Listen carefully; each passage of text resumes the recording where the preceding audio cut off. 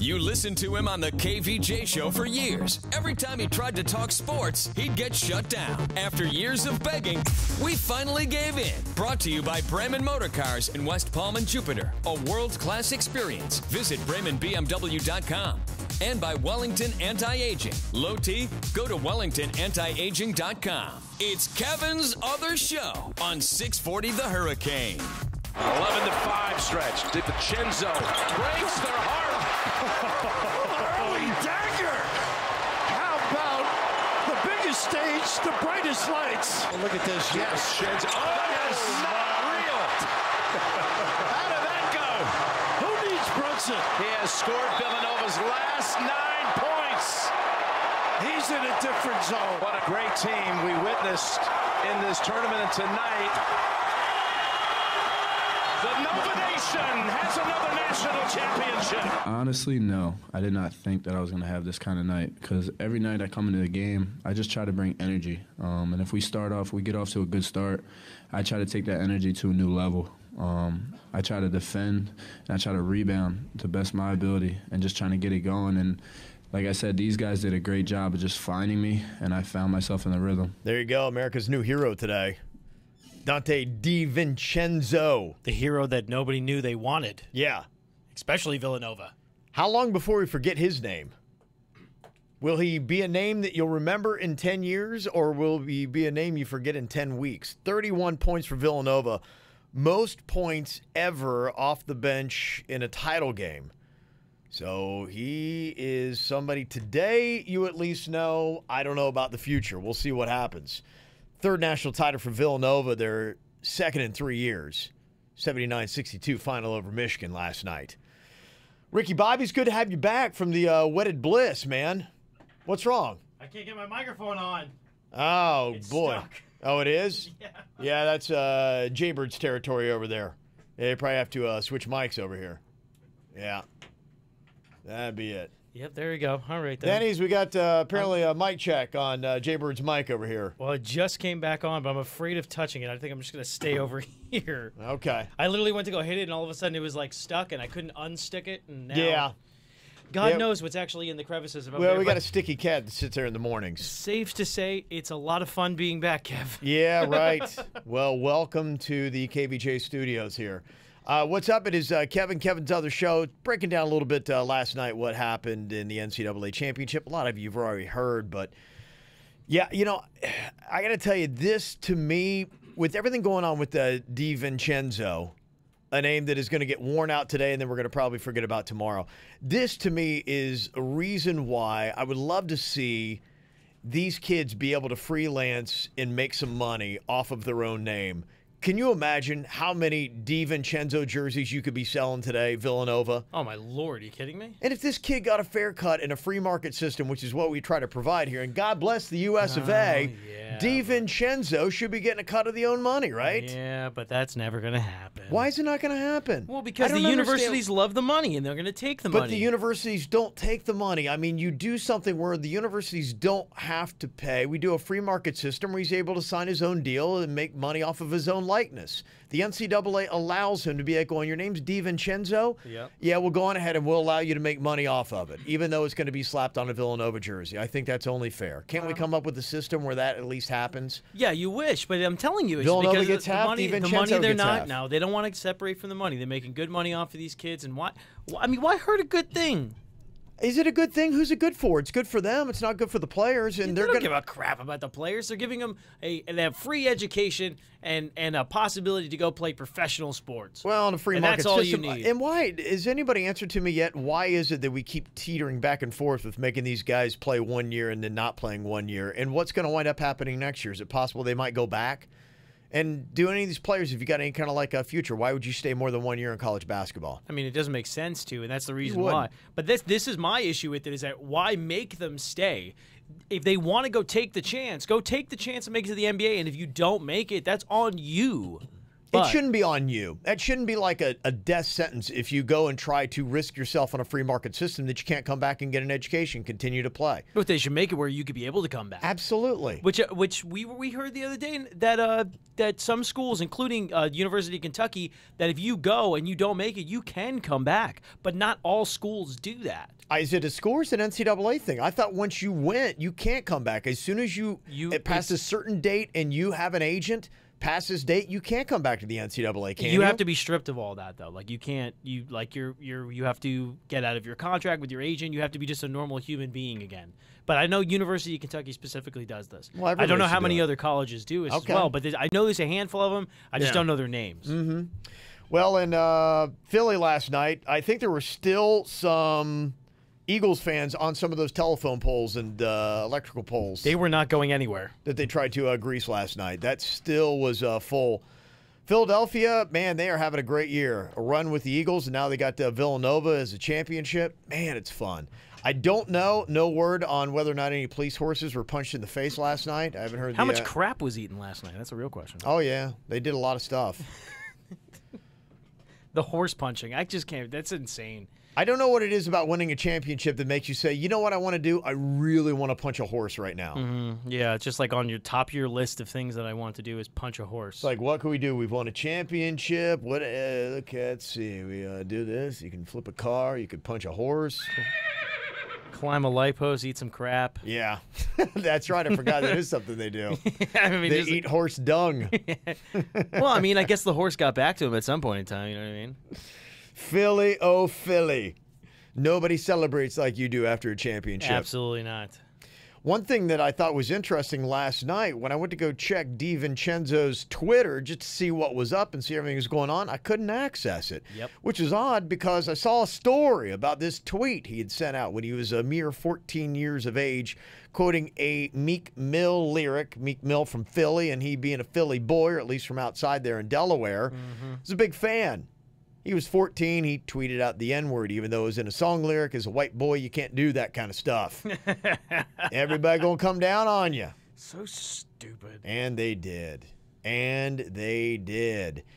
But how much should you come down on this kid? Enough that he went and deleted his entire Twitter account. He's just done with it. Something that he tweeted out years ago. 14 years old. He's 21 now. So, 8 years ago he sent out this tweet? Of course, somebody goes back and finds it from 2010, 11, whatever it was. People are such sleuths when it comes to social media. I mean, just think of the person last night who was going, wow, this guy's scoring a lot of points. I'm back 12. I'm back 4 years. I'm back 5 years. I mean, how many tweets did this person, whoever found this tweet, went back? I mean, he wasn't exactly. I mean, he was the dude off the bench last night. Yeah. He's guy number 6. Mm-hmm. You know? I mean, it just because your instant fame, your tiny little bit that pushes you up into there, everybody just wants to go into everything behind you and tear you down. They're just really into it. It's ridiculous. I saw on Esquire they had covered the story, and they had a poll up there. 83% of voters on there said, cut this kid some slack. Let him enjoy his championship. We don't need to grill him today. Yeah, ultimately, when you're 14 years old, you shouldn't be tweeting out the N-word, even if it is in a Meek Mill song. But then where's the line there? Because I mean, if it is a lyric and everything like that, it's like I don't understand why. That's why they always say like rock and roll music caused violence. It's like, well, I mean, it really didn't, but I mean, there is some suggestive stuff in there. But if it's a lyric from a song, what's the big deal? I'd say the big deal is, and this is just something that, and it is, there's a double standard in this thing. But being a white dude myself, I've just taken it, I've accepted. I said, you know what, stay away from the N-word. Oh yeah, I mean, I'm not gonna use it. And there's a debate about it. And you know, it was an interesting debate. If you saw what happened with the Virginia Tech lacrosse team, the women's lacrosse team, they were on a bus, they were celebrating. There is a song that is out right now. Chris Brown is one of the artists on it. I can't remember the other one. And the N-word is used, but the song is kind of a tongue-in-cheek song where you've got the white performer and Chris Brown, who is black, and they switch positions. Oh, Lil Dicky. Lil Dicky. And Freaky Friday. Yeah, Freaky Friday. And Lil Dicky is like going, okay, so what if I swapped? And what would it be like? And, you know, then he starts dropping the N-word. And so the girls, the white girls on the Virginia Tech lacrosse team are singing as it's kind of like a spoof, and that's how it's done. Yeah.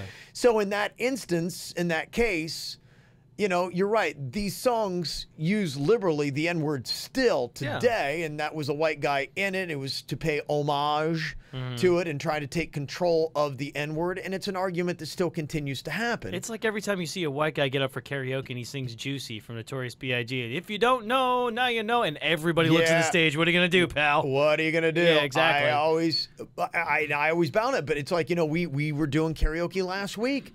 Song came up in the N-word, and I'm like, whoa. And I almost like it because it's right there, and you're like, it's part of the lyric. It's part of a song lyric. It's part of a song lyric. It's not like you're running around using it like the. I get it. I still, and you know, to me, it's personal policy. Yeah. I'm not going to comment. Personal policy, white dude, like, don't use it. And I see, you know, other black people getting on black people saying, why are we using this word? And, you know, there's a whole argument about, you know, taking control of it. Well, Ice Cube, his whole thing is that they own it now. Yeah. And I mean, I completely understand But then the question is, you own it, and I think he's even gone as far as basically saying, all right, well then, should white people buy Ice Cube's music, or is that offensive to him because it's in the song, and are you okay with us buying it, not okay with us using it? So if we buy it, we have it, we can't sing to it. I mean, it's a valid point. I think when it comes to a conversation like that, it's just like there's so many angles that could be right and so many angles that could be wrong. And it's really hard to have in that faction of it. But the reality of it is, if it's music, it's music. And I mean, like I did hip hop for a little while. I know what it's like to be in that scene. Yeah. And I mean, I have used the word when it comes to lyrics, but I will never use it in any derogatory term. Well, and that's the argument. But, I mean, does it mean different, or the word is the word? Yeah. Some people try saying, we've changed the word, we've taken the word, we've regained the control. It doesn't have the same tone that it had, and I can't say that because I never grew up in that life. I didn't either. Anyone call me that word. It shocks me to this day. I didn't grow up with that. Right. So, I mean, to this day, when I hear it in music, in regular music that plays on the radio, I'm like, whoa, I don't like that anyone uses it. I don't like to hear it. I don't like to hear it in song lyrics because it's unnecessary. It seems unnecessary, and it still rattles me. I don't like it. I stay away from it. I encourage anybody, white or black or anything, to stay away from it. Yeah, I would encourage anyone to stay away from it. Yeah, that's my personal take on it, but I'm not going to tell you can't use it, especially if you're black. I mean, it's your choice. It's what you got to make. Yeah, exactly. But, I mean, you see tons of white people use it in their music, too. But, you know, a lot of this, though, always look at intent. A 14-year-old DiVincenzo on his Twitter, when he tweeted out the Meek Mill lyric that is causing the hoopla that caused him to delete his Twitter account, did he mean it is disrespectful? Was it racist in tone in how he used it? Or was it an homage to a song that he liked from a Philly rapper, which is a city that he grew up next to? Yeah, but that's the thing, is that when people look at this, they read the 150 characters, well, at the time, 150 characters. Yeah. They read the 150 characters, and they decipher just from that with no context whatsoever. So, I mean, like, you're automatically alienating this kid just because he did this tweet. Now, he may have derogatory meanings behind it. Right. But if he does or doesn't, you have no clue. That's like when people say, I can tell what they mean by their text. No, you can't. Well, imagine the surprise of this kid last night. He gets off the court. He's the surprise hero in the national championship game for Villanova. And right away, he was getting questions about it. And the first question, he comes off the court thinking, okay, I'm going to talk about you had 31 points and all this kind of stuff. And people are like going, hey, man, you sent out this tweet in 2011 in August. And he's like, I didn't do that. And then he's like going, in his mind, he's probably like, wait, did I do that? And he's like, I like Meek Mill. That probably makes sense. Yeah, I probably did that. And then he's like, yeah, by the end of the questioning that happened last night, he said, yeah, it's my account, but I never remember doing that. And then next thing you know, he's deleted the whole thing saying, okay, yeah, this is just heat I don't want and I don't need. I think that somebody advised him, listen, just get rid of this. You're right. Yeah. Just get out of this right now because you want to just kind of enjoy this, but there's always going to be those internet sleuths that are going to find this and find some way to take you down. Everybody loves a way to be able to take down a hero, regardless of what side they stand on. That's why it was encouraging, and I don't know, the breakdown on this, but it was encouraging to see Esquire, I guess you could argue, a mainly white publication, so, maybe that's a different tone of it. But, do we want to skewer the kid that hard today or give him a moment? I mean, how old is this kid? I mean, at the time, if 2011, 7 years ago, he's 21 now, he was like 14 years old. Yeah, I'm saying, but he's 21. That happened when he's still so 21, long ago. Yeah. I mean, he's still a kid, though. And it's still an argument. That's why I would just tell you, like, white people, you can't get away with doing it. No. It's just not going to work. Not really in any sense. No. Except if you're a really big rapper. Yeah. Well, and even then, if Eminem used the N-word. He has. Should he? He's used many other choice words as well. Okay, so wait, does he But get you a have pass? Machine Gun Kelly, you have Yellow Wolf, you have Does Machine Gun Kelly use the M-word in song lyrics? Mm-hmm. But it's the A, not the ER, and I think that's kind geez. of. But that's the thing is that's where a lot of people make the difference is that there's a very derogatory sense to the ER, but not to the A because the A is more like my brother. But it's like I'm super uncomfortable. But I mean, like I'm super white. Like I mean, like for me to say it is very jarring for people. No, it's just I don't. Why are we having this slippery slope discussion? Why do we even get to this point? I guess I don't know. But you know what? But what I'm saying is that the kid used it, and whether you could be able. I think the bottom line is whether you could be able to decipher if it was a derogatory term or not. And what they're doing is they're automatically pointing it out to be a derogatory term, derogatory situation. When they have no idea if it is or isn't, it could just be quoting. He could have been listening to that song in his headphones in warm-ups. And that's why anytime as a white person you use the N-word, A or ER. Mm-hmm. It's going to be problematic for you. Most likely, yes. It's going to be problematic. Yes. I was going back, checking out some other dumb athlete tweets. A couple flashbacks. Remember Devon Bess when he tweeted a photo with marijuana on a table with the TV tuned to Griselda Blanco's story on it, and the tweet said, "We the real Dons." He got some trouble for that. I wonder why. Michael Beasley, I think this was back when he was with the Heat, sent out a tweet that appeared to contain some illegal substances. Yeah, Michael Beasley, he's got a track record for this. That's the reason why he played with like the Szechuan Tigers for a little while too. Yeah. Didn't we just recently see a tweet that caused some problems with one NFL receiver in bed? Yeah. Yes. Yeah. Mysterious substances, including some that were white. But it has created the best storylines of the NFL offseason so far. Oh, absolutely. There's, interestingly enough, I think another college basketball story that deserves some merit and discussion here in South Florida, at least. We spent a good bit of time discussing Rick Pitino to FAU. Mm-hmm. I think we just might have discussed the wrong South Florida school. Really? FIU is pretty hype. I don't know if you heard, but they just canned their basketball coach too. No way. Yes way. That's not fair. Yes way. It doesn't Can we seem trade? There were, yeah. I want him in the 5.61, not the 3.05. There were some people that were just looking at Twitter last night. There's some people that were kind of upset that FIU got rid of the coach that they had, and I don't even know. I don't follow them enough, but they were jumping right on it. And apparently, tail end of last week, University of Rhode Island had basically come to an agreement with Rick Pitino to be their next head basketball coach. They just lost one. But when it came across the desk of the president of University of Rhode Island, he said, no, not going to take a gamble on this cat. We don't need it. Not going to do it. Wow. Shot it down. So that means Rick Pitino's still free to take it. Now, there's a couple things that people cite saying Rick Pitino makes perfect sense. Yeah. Loves Miami, couple homes in Miami. Exactly. His son was the coach in 2013 and was one bucket away from taking them from the NCAA tournament. Wow. Some people use that as the argument for, some people use it as the argument against. Rick Pitino, do you want to follow where your son already was? Your son is in the Big Ten. Do you want to go to FIU when he said, I'm going to bounce and go to a bigger gig?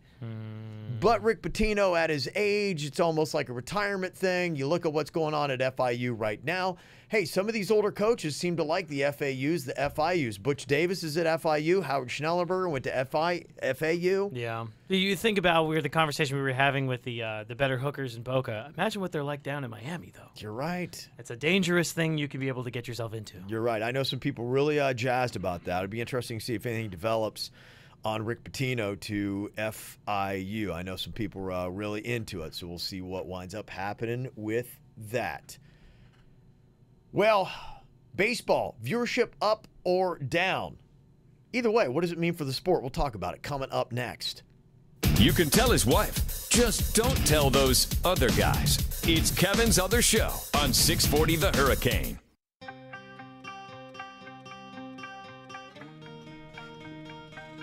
Yesterday I was high on the Marlins. Today, reserving judgment. I'm still okay with it. I think you're just going to have to look at the individual storylines game to game and be like, okay, maybe there's something there that I like. It's not going to be a playoff team. I'm not expecting it. No, it's not going to be a playoff team. I'm not expecting it. But, there's hopefully going to be some storylines being a Marlins fan that I would be able to look at this year. And like, I was kind of really holding out hope that Trevor Richards is going to do a little bit better. He's kind of a good story. This is a guy that was just a couple years ago in the Independent Frontier League, which isn't even like MLB, I think. What the hell is that? It was like somewhere like in the Midwest. I think our program director played in the Independent Front League. Probably, yeah. I mean, it's like Illinois, nowhere. He's like in his hometown, and it's kind of like one of those stories with what's his name that won the Super Bowl that was bagging groceries in Iowa. You know, it's kind of like one of those stories with Trevor Richards. He got his first MLB start last night. Went pretty well for 3 innings, and then the wheels kind of fell off the bus. He wound up giving up 5 runs, 4 1/3, and the Marlins lose last night to the Red Sox 7-3.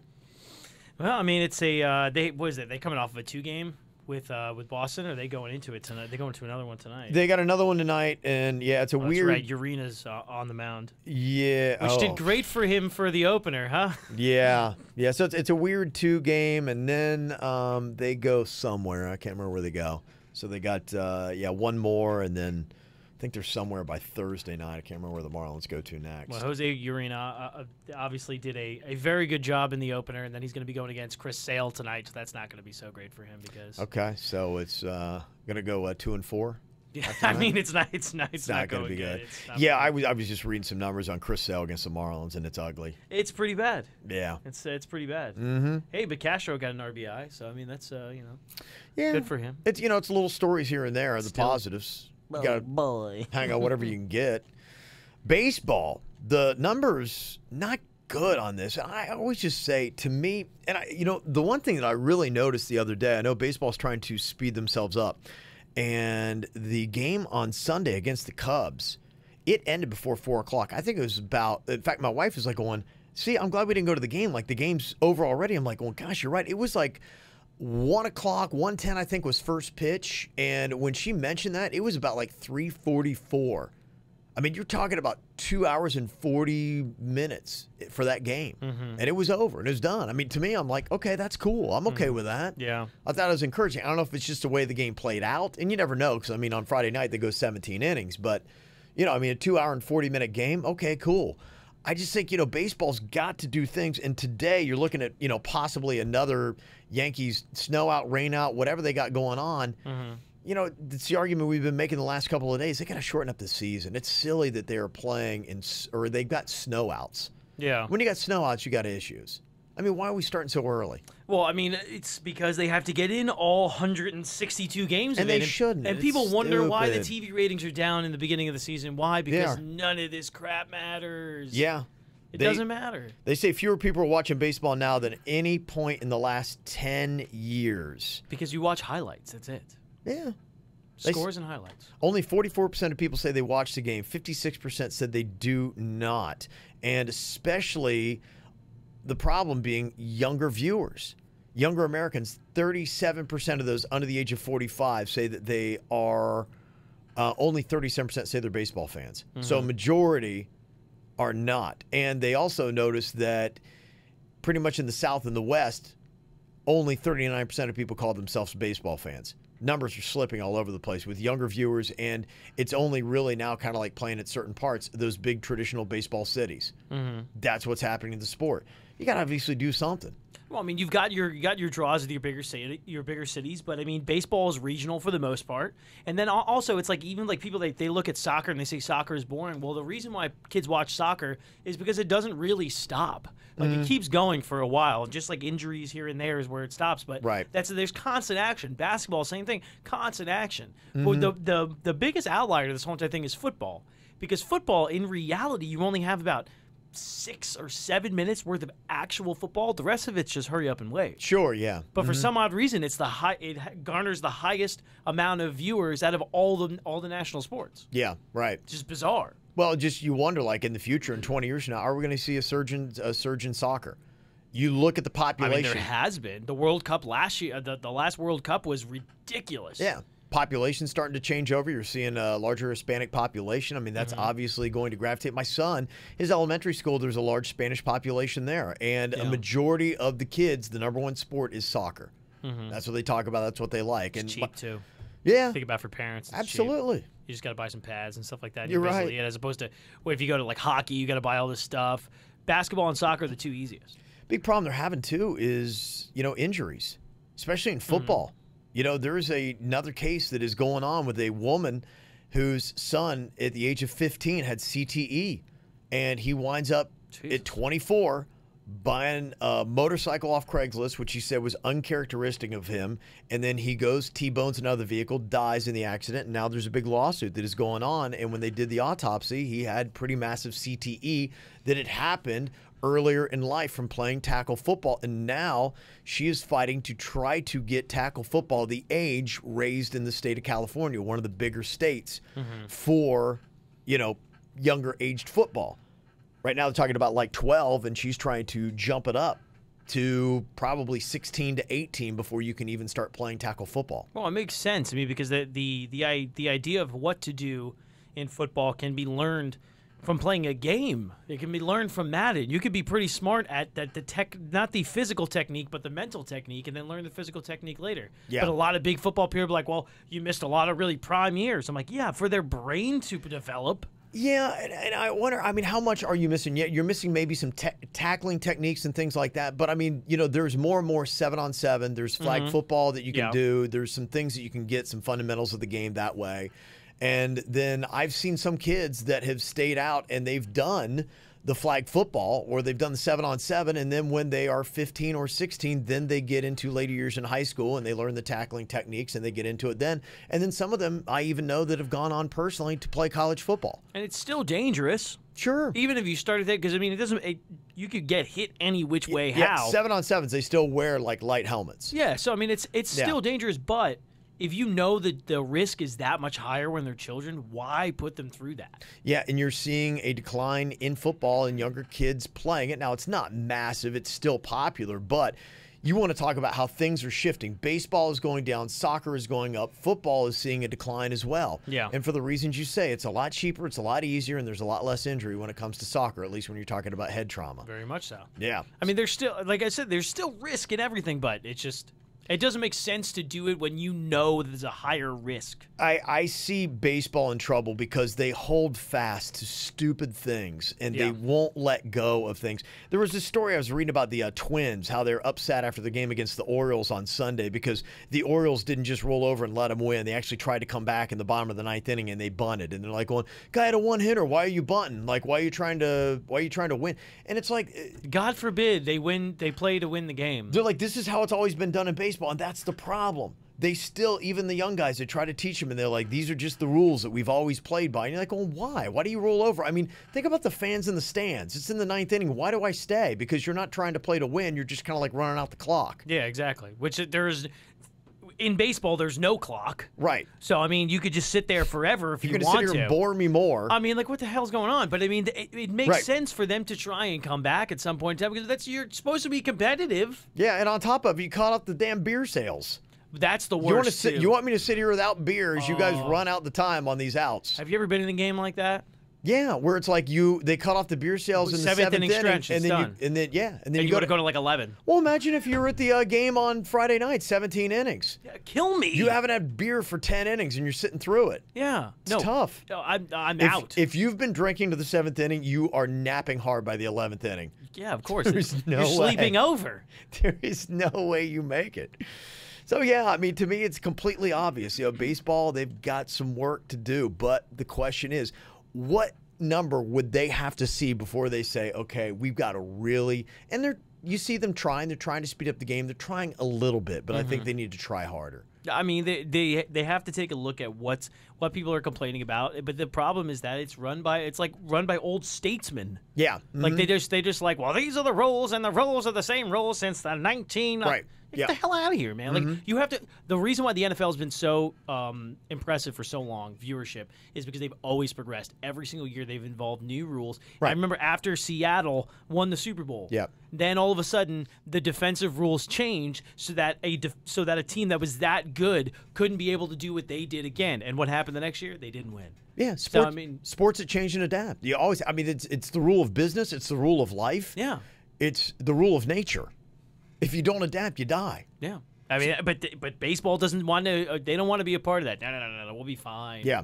There's a reason why you don't see any baseball players as like the face of anything. Yeah. Because nobody wants to. I mean, like, people want to advertise with baseball, but it's not as big as basketball and football and everything like that. Because you're not building anything there.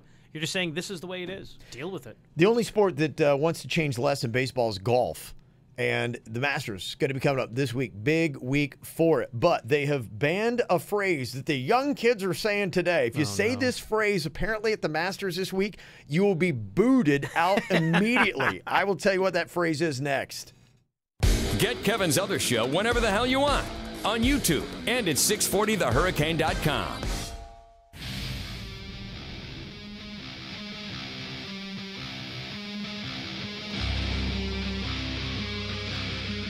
Masters coming up on Thursday. Be interesting to see what we get out of Tiger Woods. Tiger, they say, is completely focused. He's ready to go. They expect big things out of him. Good for him. Yeah. In fact, even some of his friends are saying, I expect big things. Fred Couples had this to say about Tiger. Tiger and I talked about playing for months, and he's one of my best friends. I don't see him much, but as far as being around, and I just love the guy. So today the atmosphere was awesome, and the people were excited to see him and see him play well. Well, the only distraction that he might have is the fact that he is looking at another legal case, this from an ex-girlfriend. You gotta be kidding me. Yeah. This guy can't get out of his own way. It's from his ex-girlfriend. Kristen Smith is her name. And it's over a non-disclosure agreement that he had her sign after they broke up in 2017, so she wouldn't speak about their relationship. Now, I'm trying to put together the timeline. I'm not certain, but I believe that Kristen Smith, was she the one that he was dating when he was pulled over just a little north of Abacoa in Jupiter for that DWI? Was it the most recent one?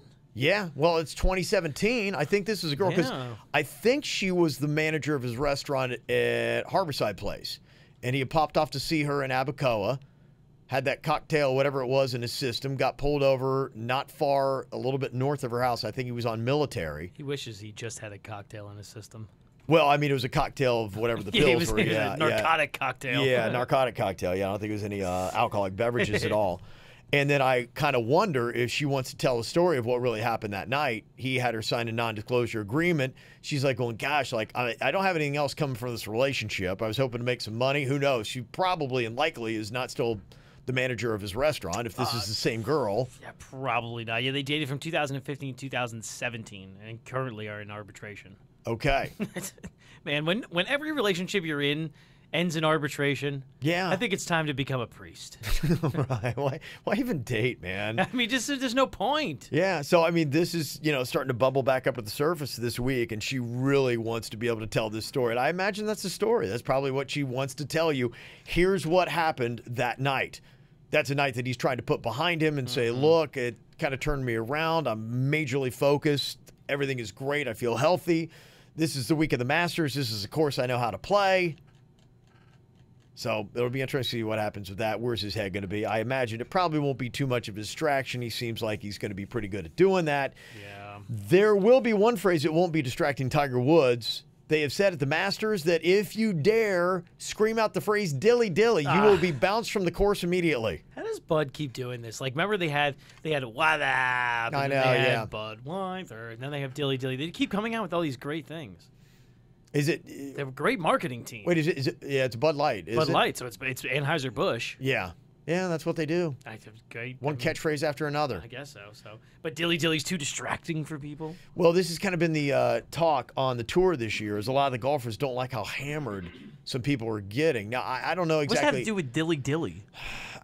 Maybe they think they're going to be drunk and obnoxious, but I know at Augusta, everything there is different. I was talking to somebody about it. Now, I don't think you can buy tickets, right? It's kind of like the tickets are non-transferable. If you're caught selling your tickets, they will revoke your tickets. So you have to really know somebody, or you have to have kind of like had them inherited to you to be able to get tickets to go to the Masters, I think is the way it's set up. So it's all rich people. It's pretty much rich people, or you. Which are those are the ones you got to worry about. Are related to a rich person, yeah. And I don't even know if they have booze on the course. I don't know. I've heard that the concessions, everything there is like really cheap. Like you get a hot dog for $1. You get like your soda's like $1. Like concessions are nothing. It's just like old golf. A bunch of crap. The way it was meant to be. Yes, I don't know if they've got booze even on the course. Why? That makes no sense to me. Why don't you just charge them an arm and a leg because they have it, and then take that money and spread it out between everybody else? So then when I go to a golf event, I don't have to pay $13 for 3 pieces of popcorn. But this is the way that they do things. This is the way they do things in Augusta. God, I hate rich it's the people. old tradition. Why what was it? Just maybe 15 years ago, they finally started letting women in. Remember that whole thing where yeah, that's right. They had women picketing outside of the Masters saying, all right, they've always been very exclusionary in Augusta. I mean, the menstruation attracts bears. That's why. Yeah. So they wanted to get away from that. It's a menstruation. I was a little worried, you know what I mean? And make sure they're there in the woods and everything like that. Yeah. You never know, my bear might pop up or something. Yeah. It's fascinating. In fact, I've got some people that were trying to track down tickets. It's tough to go for that reason. I wonder if there's got to be somebody out there we know that has a connection to somebody. I know like one person 6 that's degrees going, of separation. But I don't know how they even got the tickets. I have no clue. Well, so if they head to Mexico after, you'll find out. Right. Yeah, but that's what I hear. I hear that if they find that you have sold your ticket to somebody else, they will revoke your tickets for life. You're done. I mean, like, what is it like there? Is it like what's that movie with Tom Cruise, Eyes Wide Shut? Yeah, it seems like it's such a secret society. I mean, I've heard stories. I was talking to somebody, and they said who had been there, and they're like, I mean, it's so immaculate. It's like Scientology. Every blade of grass is absolutely unbelievable, and it is legitimately a quiet course. Like you don't have, it's not the Honda Classic. You don't have bumbling drunks all over the place. People that are there, apparently dead silent. It's so quiet there because everyone there is so into golf and so respectful of the sport. So all this time they found El Dorado. They just put a golf course there. They just didn't tell anybody about it. And I hear I hear Augusta's a dump. I've never been to Augusta, but I hear that the town itself is a dump. And then all of a sudden you've got this golf course. It's in Georgia, and I think it's like military around that area. But yeah, from what I hear, it's not necessarily even great. It's just like it'd be funny if it was like Valdosta. You ever been to Valdosta? I've been through it. Yeah, it's really like a carpet factory, right? Yeah, Valdosta has about 4 broken down McDonald's that they have not taken the buildings down yet, and every car dealership has 1 car. Yeah. It's the strangest place I've ever been in my entire life. Yeah. It's pretty much it's something like that. Yeah. So that is going to be kicking off on Thursday. We'll get that later on in the week. Tonight, sports-wise, you got the Heat and the Hawks at Triple-A, Panthers and the Nashville Predators at the BB&T. And then you got the Marlins and the Red Sox. Tonight, a big night. I mean, take your pick. What do you want? How you feeling about the Panthers? I mean, it was tough for us to really delve into the hockey. You're the hockey dude, man. How you feeling? They rebounded a little bit, but... The 3-game skid did not help. Like, that's exactly what they didn't need at that point in time. But, I mean, they're 4 points behind with 5 games, 1 game in hand. It's not... I mean, it doesn't look good at this point in time. Okay. But, I mean, they had a good showing against Carolina, even though Carolina is a pretty terrible team. So, I mean, the fact that they had to come back is kind of wasteful at a point. But right.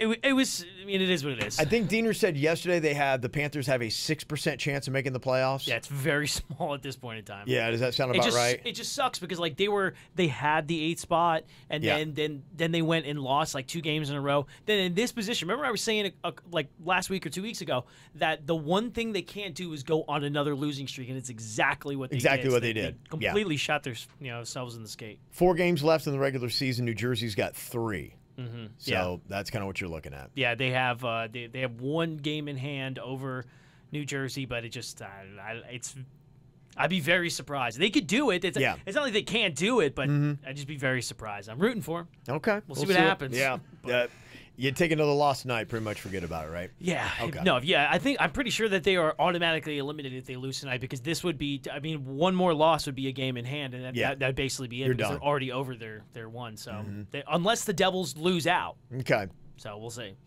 Well, you got the Fort Rock Festival going to be coming up with Ozzy Osbourne, Godsmack, Stone Temple Pilots, Five Finger Death Punch, Stone Sour, Shine Down. Wow, man, these are all great bands. Very good bands, absolutely. Got VIP tickets, too, to Markham Park for the show. It's going to be the weekend of the 28th and 29th, that Saturday-Sunday combo, and we're doing the VIP with VIP entrances, lounge, viewing area, and most importantly, that VIP toilet.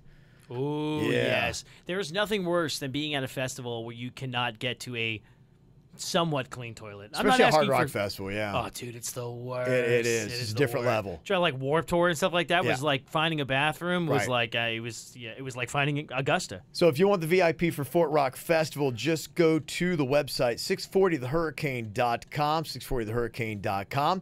While you're online, you can check this show out on YouTube. Just search for it by name, Kevin's Other Show. Also, you got the podcast. It's another way that you can check us out and listen. Anytime you can do that on demand. Just look for it, Kevin's Other Show. Also on Twitter. Make sure you go on there and follow us, Kevin's Other Show. You listened to him on the KVJ show for years. Every time he tried to talk sports, he'd get shut down.